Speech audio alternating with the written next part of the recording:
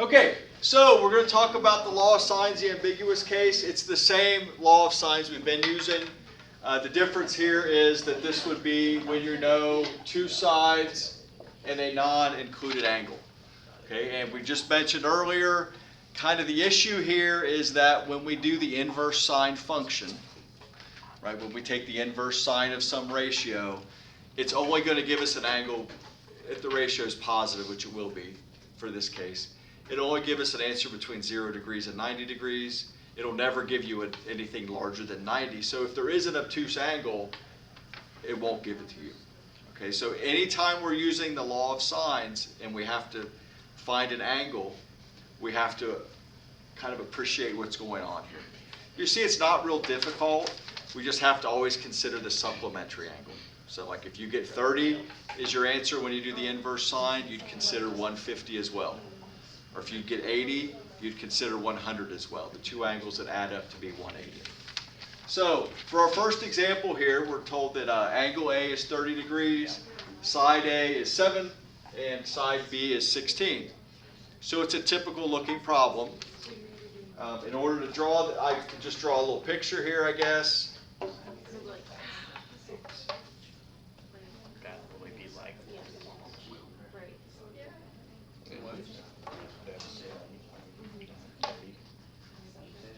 And so this, I'll say 30, this would be 7 because it's opposite side A.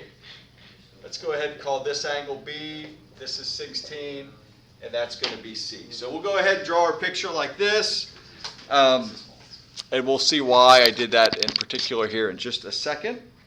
So, but again, this is for right now, it's just kind of holding our information for us, correct? And what we'll notice is these three pieces are fixed. This side has to be 16. This side has to be 7, this is definitely not the scale, and that has to be 30 degrees. So, as we do this, we see that we have an angle side pair. So we'll say the sine of 30 degrees over 7 equals the sine of B over 16. All right, so as we set this up now, we're going to isolate the sine of B. So we'll cross multiply.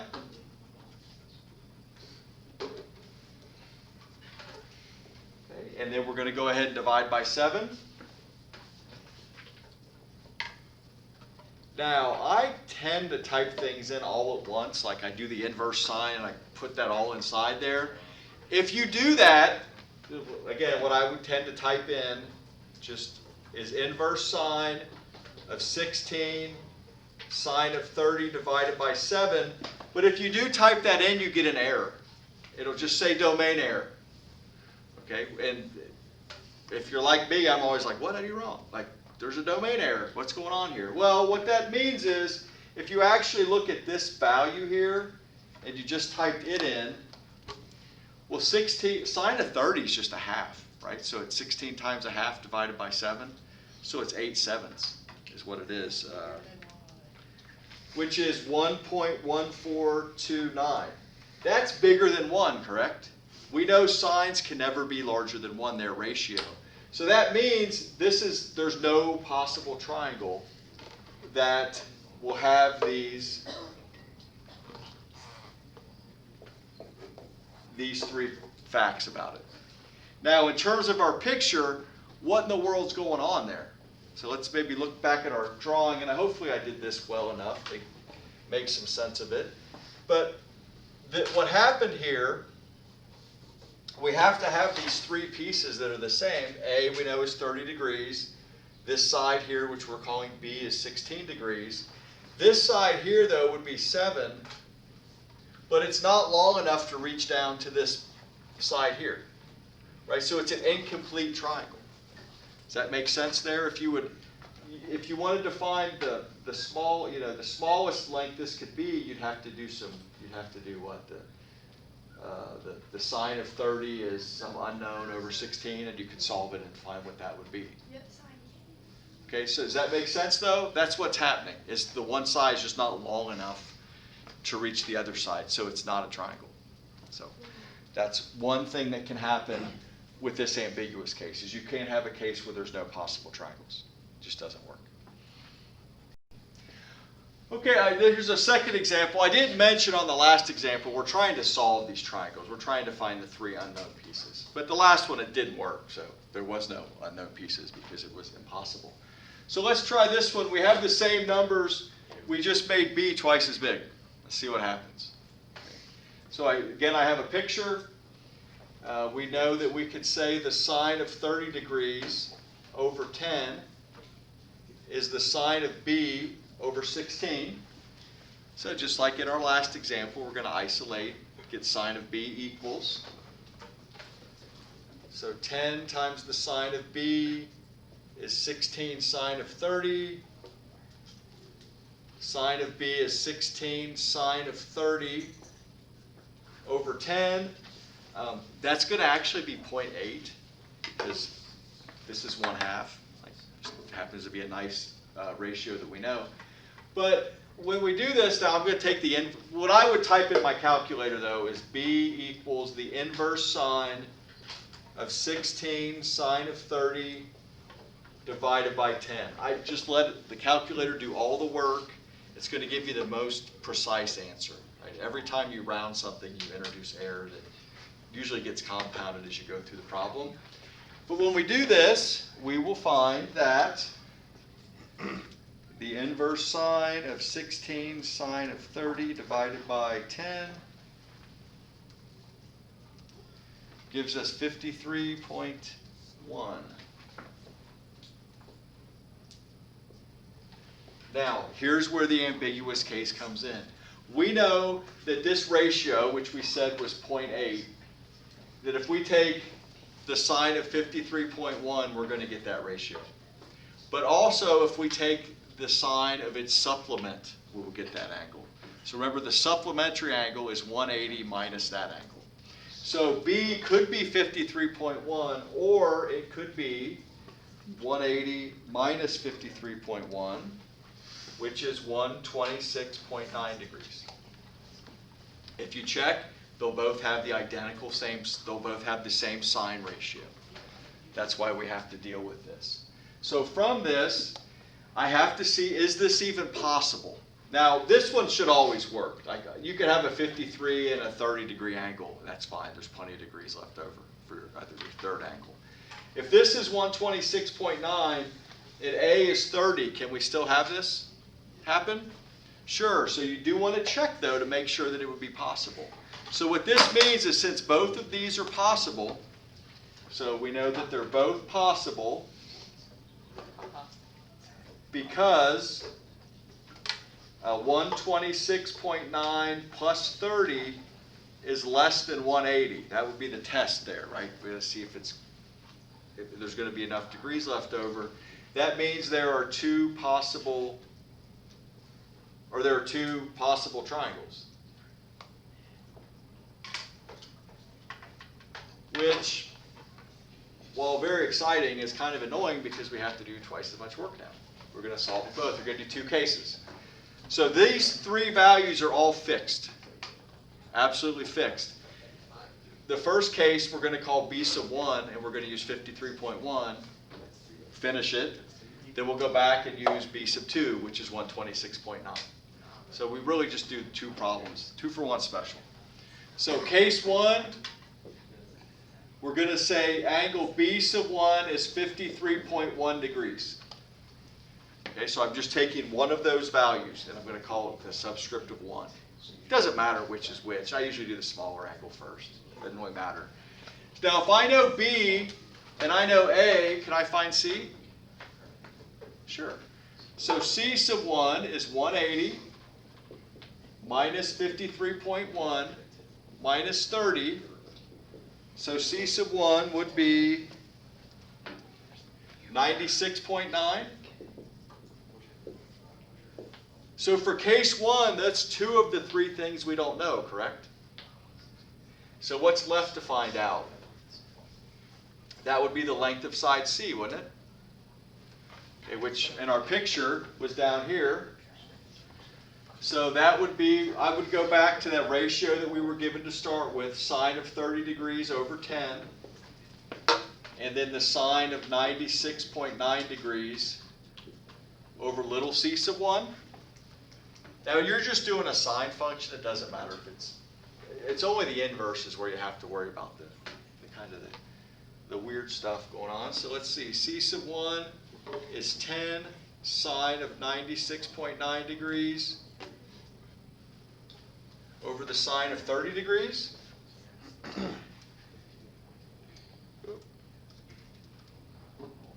Make sure in that parenthesis divided by the sine of 30.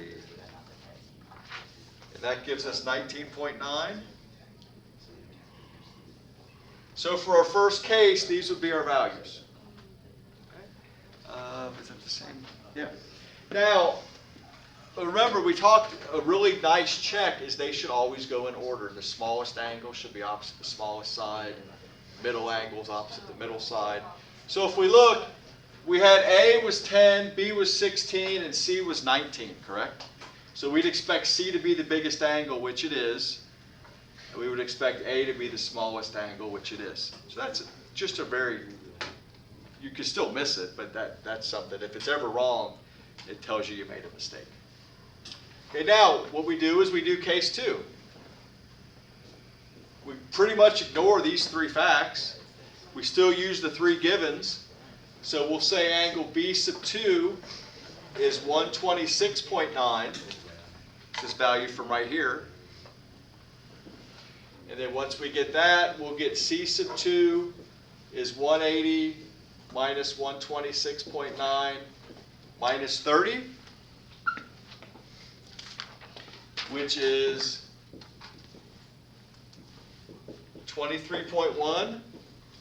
Right, so we have our 3 angles now. One was given, we found the other 2.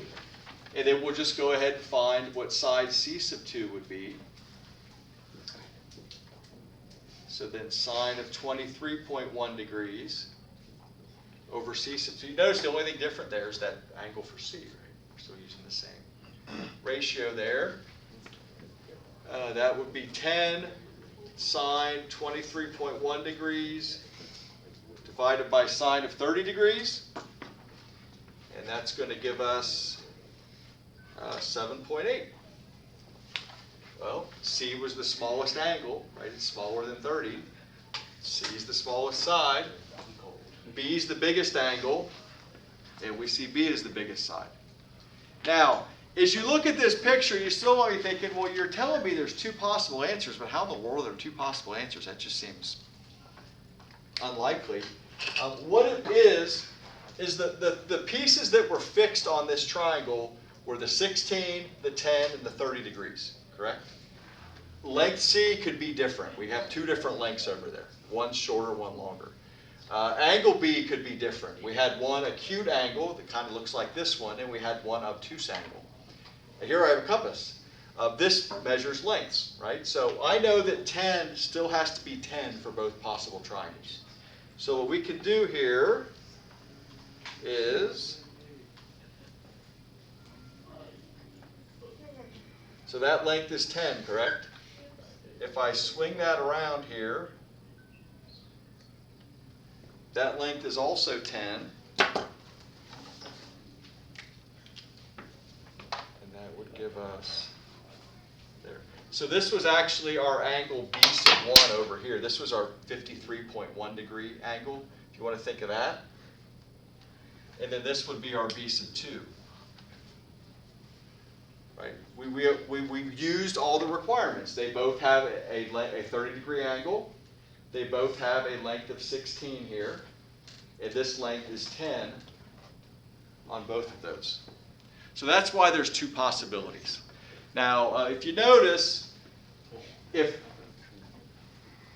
you know, it has to have a certain length so it'll reach the bottom, correct? We saw our first example, it didn't reach there. So you might think about what that is. That would be a right triangle in that case. And then here with this, if this could keep going back, but what would happen if this number gets to be 16? It wouldn't swing all the way back, correct? It would hit right on it. Or if it was 17, it would swing back outside of it, which would blow up our 30 degree angle, and it wouldn't be true anymore.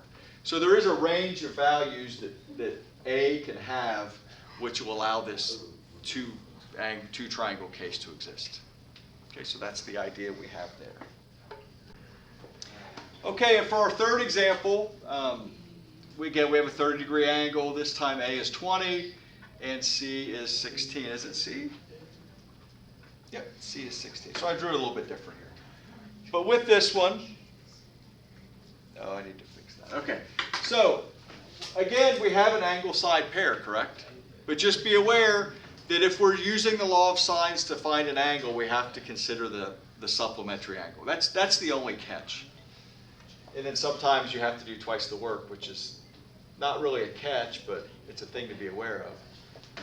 So then sine of C over 16 degrees. And we're going to cross multiply, and we'll get the sine of C is equal to 16 sine of 30 degrees divided by 20. I did a couple steps there. And then we're going to take the inverse sine of that. So I will type in my calculator the inverse sine of 16 times the sine of 30 divided by 20. And it gives us that C is equal to 23.6. Or, again, we just use the law of sines. And really, anytime you use an inverse sine, you should consider the supplementary angle. Not just when you're using the law of sines, but whenever you use the inverse sine and you're working with triangles, you need to consider that it could come from the second quadrant in addition to the first quadrant.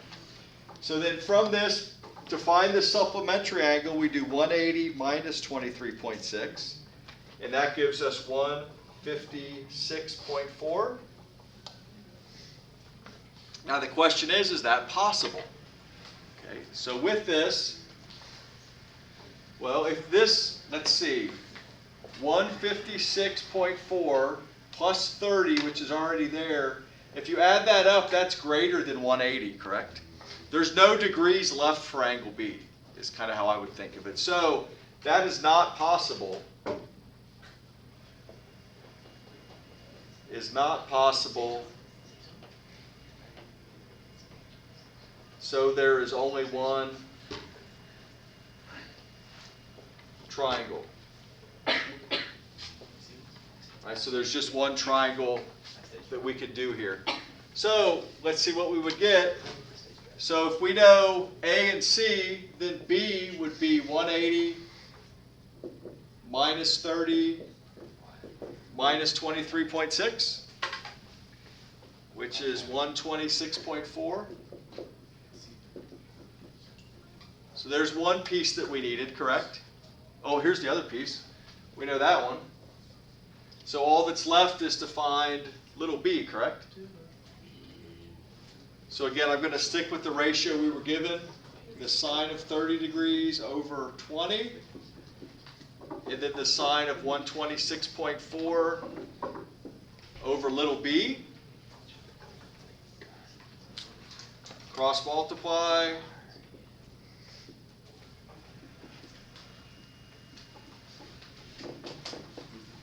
And that's going to give us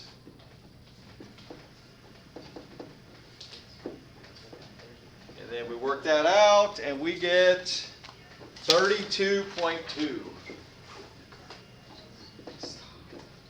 Now, that's a big number, correct? It's opposite the biggest angle. It's a good thing. Let's see, 23.6 is our smallest angle, and C is our smallest side as well there. So we can still do that that check there. Okay, it would be an obtuse triangle though. Like it could be obtuse without this part working. You could have, so just kind of look at that. So next time we're together, we'll make sure to get some more practice on this.